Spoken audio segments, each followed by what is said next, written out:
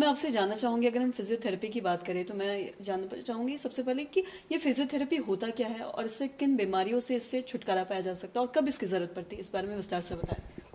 Physiotherapy एक चिकित्सा है जहां बिना दवा के पेशेंट का इलाज किया जाता है। यूजुअली जो कंडीशंस में मांसपेशियां इन्वॉल्व होती हैं या फिर लिगामेंट्स इन्वॉल्व होते हैं या फिर मसल्स की कमज़ोरी होती है, टेंडन्स की टियर होते हैं, इन्फ्लेमेशन होते हैं, ये सब केसेस में फिजियोथेरेपी काफ़ी कारगर है। और इसका लाभ इसलिए इतना ज़्यादा है क्योंकि हम इलेक्ट्रोथेरेपी मोडालिटीज़ और एक्सरसाइजेस के थ्रू इसका पूरा निदान करते हैं। इसका कोई साइड इफ़ेक्ट्स नहीं है।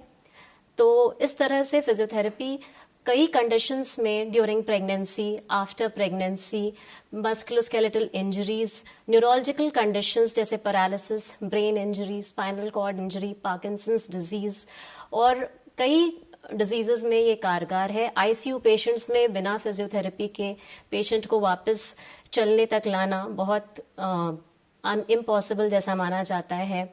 उसके अलावा कई बार आप देखेंगे चक्कर आना सर्वाइकल की वजह से और इवन कान में प्रॉब्लम की वजह से आता है, उसका भी निदान पूरा फिजियोथेरेपी में है। और पोस्ट सर्जिकल कंडीशंस में पेशेंट को वापस नॉर्मल पूरे फंक्शन में लाना, ये पूरा फिजियोथेरेपी से कारगर है जी। और साथ ही अभी आपने प्रेगनेंसी की भी बात की है, महिलाओं के बारे में बात की है, तो मैं आपसे जानना चाहूंगी कि प्रेगनेंसी में कब फिजियोथेरेपी की जरूरत पड़ती है, इस बारे में भी जानना चाहेंगे। फिजियोथेरेपी बहुत इनिशियल स्टेज में ही प्रेगनेंसी में स्टार्ट कर दिया जाता है। महिलाओं के लिए ये बहुत कारगर है बिकॉज हम पेल्विक फ्लोर मसल्स धीरे धीरे जैसे जैसे बच्चे का या फिर जो बेबी का वेट बढ़ता जाता है ड्यूरिंग प्रेगनेंसी, मदर का पोस्चर धीरे धीरे खराब होते जाता है। तो उसको कंट्रोल करने में बैक एक मदर्स बहुत कंप्लेन करती हैं एज जब फीटल वेट बढ़ता जाता है, उसको कंट्रोल करने में पेल्विक लिगामेंट्स लैक्स होने लगते हैं।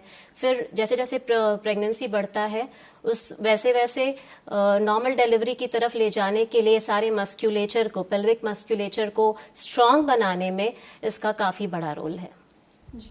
और साथ ही मैं आपसे ये भी जानना चाहूंगी, जिन भी महिलाओं का सर्जरीन से डिलीवरी होता है, क्या उन महिलाओं को भी इसकी जरूरत पड़ सकती है? डेफिनेटली, चाहे सिजेरियन हो या नॉर्मल डिलीवरी हो, उसके बाद महिलाओं को फिजियोथेरेपी मस्ट है to go back to shape क्योंकि जब मसल बेली एनलार्ज होता है ड्यूरिंग प्रेगनेंसी, सारे मसल्स वीक हो जाते हैं। Even after caesarean section muscles जब कट होते हैं तो सारे मसल्स वीकनेस में चले जाते हैं। इनफैक्ट बहुत कॉमन है डायस्टेसिस रेक्टाई जो कि वुमेन सफ़र करती हैं, उसमें फिजियोथेरेपी से ही मसल्स की स्ट्रेंथनिंग की जाती है और फिर इसका उपचार किया जाता है।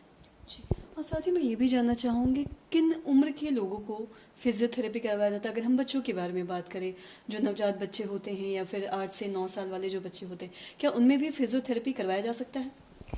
8 से 9 साल के बच्चों में ऐसे फिजियोथेरेपी इंडिकेटेड नहीं है, लेकिन अगर बच्चे में कोई डिसेबिलिटी है, for example cerebral palsy, down syndrome और अदर क्रोमोसोमल एबनॉर्मैलिटीज या ऐसे डिसेबिलिटीज जिसमें कि अदर एबनॉर्मैलिटीज जिसमें कि बच्चे को फिजिकल डिसेबिलिटी है, तो उसमें फिजियोथेरेपी का बहुत बड़ा रोल है। और फिजियोथेरेपी सिर्फ एक उपचार है, उसमें और कुछ इतना कारगर नहीं हो पाता है।